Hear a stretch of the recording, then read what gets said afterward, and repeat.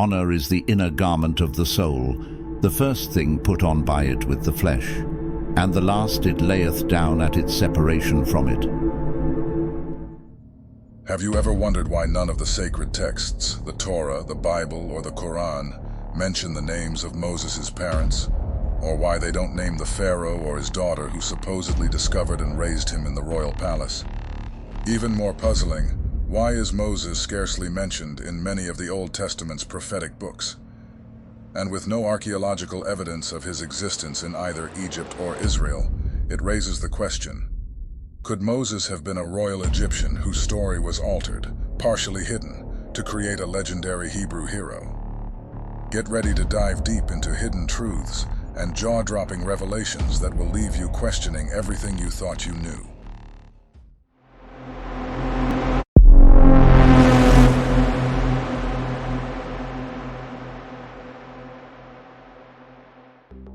The story of Moses is familiar to many. Born to unnamed Levites, placed in a basket for his safety, and miraculously found and raised by Pharaoh's daughter in the royal palace. However, his original name wasn't Moses, but Mose, meaning the son of in Egyptian, hinting that his full Egyptian name might have been Thutmose or Amose. This intentional omission leaves us wondering if there was an effort to obscure his lineage and give him a distinctly Hebrew identity. The Hebrews call him Moshe, meaning drawn from the water. But could this subtle shift in name have been an attempt to hide his Egyptian origins and create a Hebrew hero?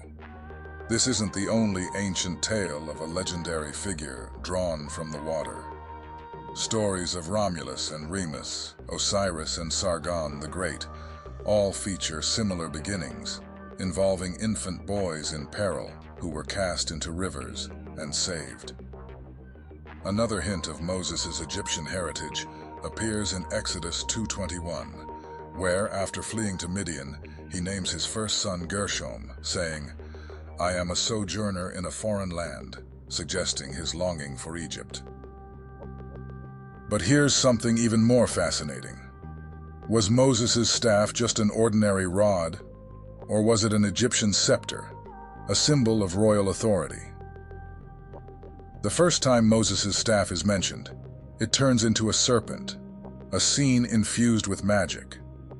If he were indeed a high-ranking prince of Egypt, he might have wielded a royal scepter, the Heka, through which he could perform acts of magic, or Heka. Could this staff have symbolized his power and link to Egyptian royalty? Another clue comes from Exodus 4:10, where Moses confesses to God that he is slow of speech. If his native language was Egyptian, this difficulty speaking Hebrew makes sense and may explain why God appointed Aaron to speak on his behalf. This also suggests that the Ten Commandments may have originally been in Egyptian, especially if we consider that written Hebrew likely didn't exist at that time. Exploring non-canonical sources uncovers even more intriguing details. Ancient texts from Egypt, Persia, and Babylon are mostly silent on Moses, with existing references differing significantly from today's sacred texts. For example, the Egyptian priest Manetho, whose writings were preserved by the Jewish historian Josephus, mentions a leper priest named Osarsiph, who led a group of exiled lepers in rebellion and is associated with Moses. This has interesting biblical parallels, such as when Moses' hand becomes leprous in Exodus 4:6, or when Miriam becomes leprous in Numbers 12:9. Some have even suggested that Moses could have been a high-ranking priest in Akhenaten's court. Sigmund Freud theorized that after Akhenaten's death, Moses and his followers left Egypt to establish their own version of monotheism. Could Moses have even been Akhenaten himself? Akhenaten, formerly Amenhotep IV, abolished Egypt's pantheon in favor of a single god, Aten, and taught his people principles of balance, truth, and justice, much like Moses teaching the Torah. Akhenaten also used stone tablets for his decrees and made sacrifices on the mountain of Akhetaten, which mirrors the concept of Mount Sinai. Additionally, archaeological finds at Amarna depict rituals resembling those of Yom Kippur or Shavuot, and the hymn to the Aten shares many themes, with Psalm 104 celebrating the beauty and wisdom of the Creator. Both Moses and Akhenaten's stories end in similar mysteries. Neither Moses' body nor Akhenaten's mummy has ever been discovered. Akhenaten's name and legacy were almost entirely erased from Egyptian records, as later pharaohs sought to blot out his revolutionary monotheistic reforms. The story of Moses may be more intertwined with Egyptian history than we've traditionally believed. From his Egyptian name to his royal scepter and his connection to monotheism, Moses' story echoes the life and ideology of Pharaoh Akhenaten.